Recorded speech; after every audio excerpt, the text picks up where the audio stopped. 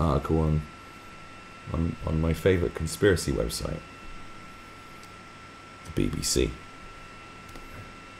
That's a little joke I made there. Good, isn't it? So, is our growing obsession with true crime a problem? I don't know. You see, I'll tell you what this. When I was quite young, I used to read. What is it? My mum used to. This is when I was like 7, 8. Mum used to get me this magazine called Murder Casebook. It was a monthly thing. I know when my mum just gave in to my morbid fascinations as a child, especially that young. You know, I think I was like born a goth or something. I think I came out in, full black lipstick and eyeshadow and shit. Edgar Allan Poe tattoo and fucking shit, you know what I'm saying? But yeah, Murder Casebook, and I was always fascinated by, obviously I had a fascination with that.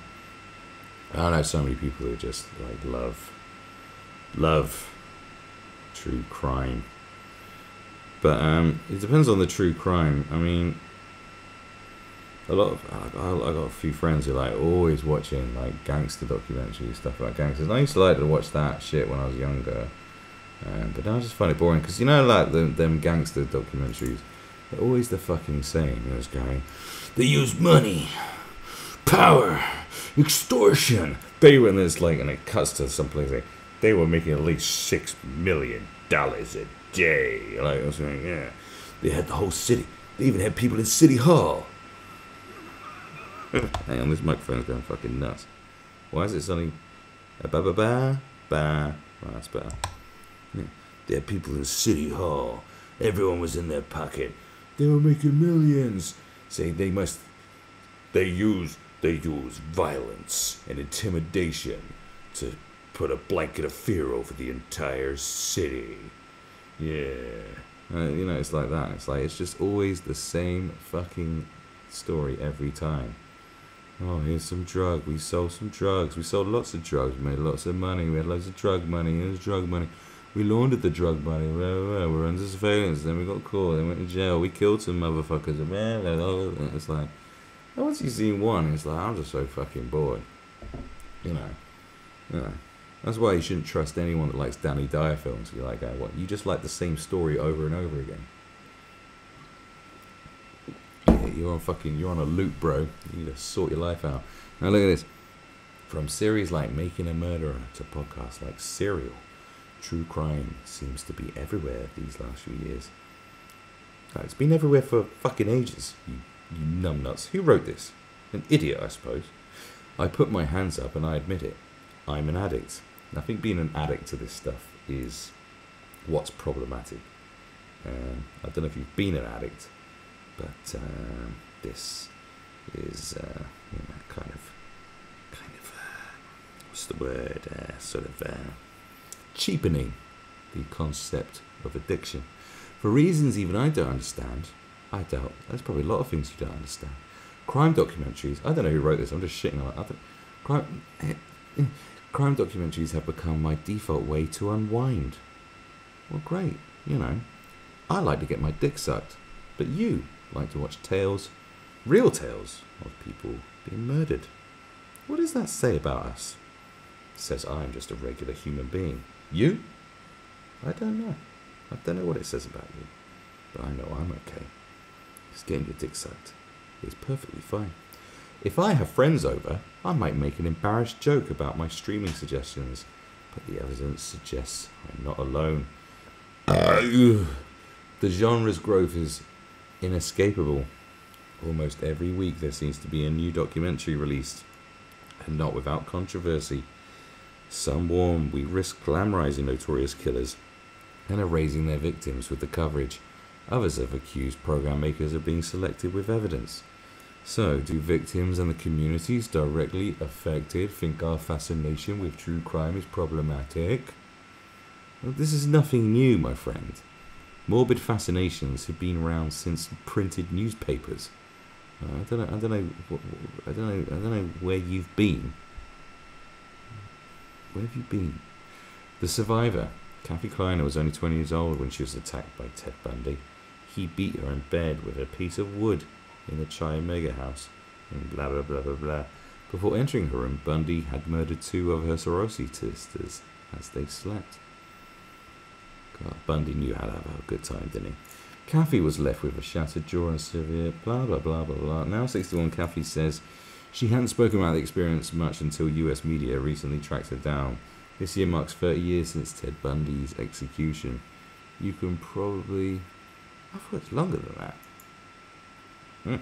You can probably tell because the serial killer seems to be everywhere in 2019. Not in my world. Okay, in my world, what I choose to sort of do and look at, I look at a lot of nonsense out of choice to entertain the unwashed filth that we call the masses. But I know who Ted Bundy is. He was in one of those murder case books I read when I was a kid.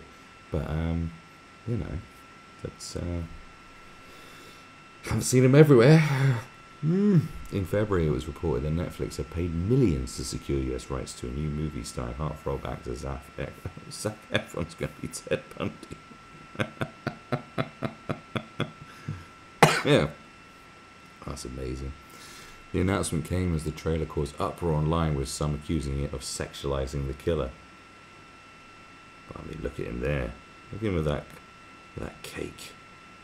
Oh, sexy fucking Ted Bundy. The announcement came as Netflix, who had also just released a series focusing on interviews with Bundy, even weighed in on social media, reflecting on what it was like to be continually reminded of Bundy in popular culture. Kathy says, I didn't ask to be put on a journey with him in his life, with his killing and his abuse, blah blah blah, but for her, knowledge has meant power. I read every book and saw everything I could read and see about him, she says, while acknowledging others may have coped differently. Efron has adopted Bundy's curls and blah blah blah blah blah, gets to some sort of point.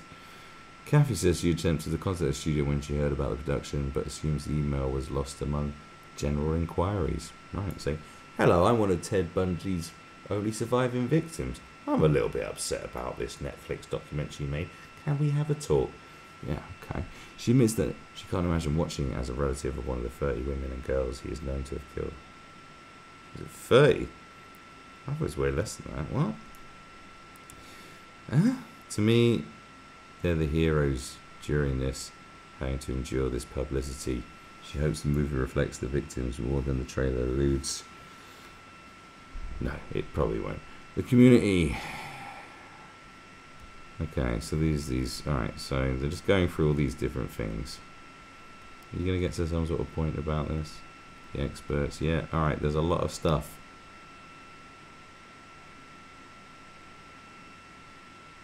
So, true crime's growing popularity means big business in other areas too.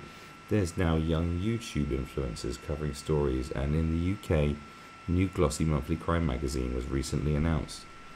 Did you not hear what I said? I used to read something called Murder Casebook when I was 7. Ted Bundy was in it. In the US, thousands attend CrimeCon every year. Doesn't sound like the sort of thing you could ever organise. Can you imagine calling up an exhibition centre saying, what's it for? Oh, CrimeCon. Right, that literally sounds like something that happened in a very bad Batman story. Fans pay hundreds to see experts and presenters from their favourite series.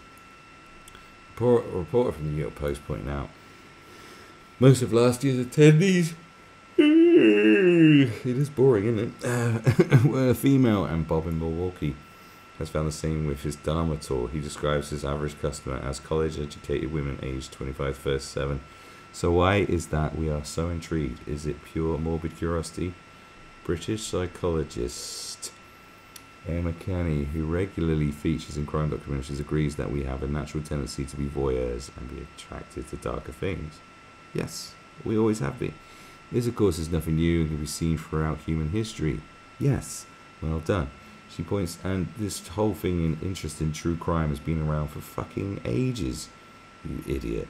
She points to crime's prevalence in other forms of entertainment too, including the dramas we watch and books we read. Oh, wow, how insightful, Emma. Emma says that watching crime shows can trigger chemical reactions in our bodies whilst we watch, while also affirming our moral views about right and wrong. She says an interest in the genre is nothing bad, but warns people, including myself, about watching too much. I think that for anybody who's watching this kind of stuff, you need to know why you're watching it, I think, because you don't want to desensitize yourself too much. Yeah, I think we're all kind of a bit... Let's leave that picture there. I like these pictures here. They're great. I think we're all kind of desensitized to it anyway, don't you?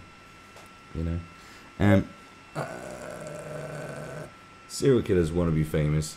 People always put serial killers up on pedestals and turn them into,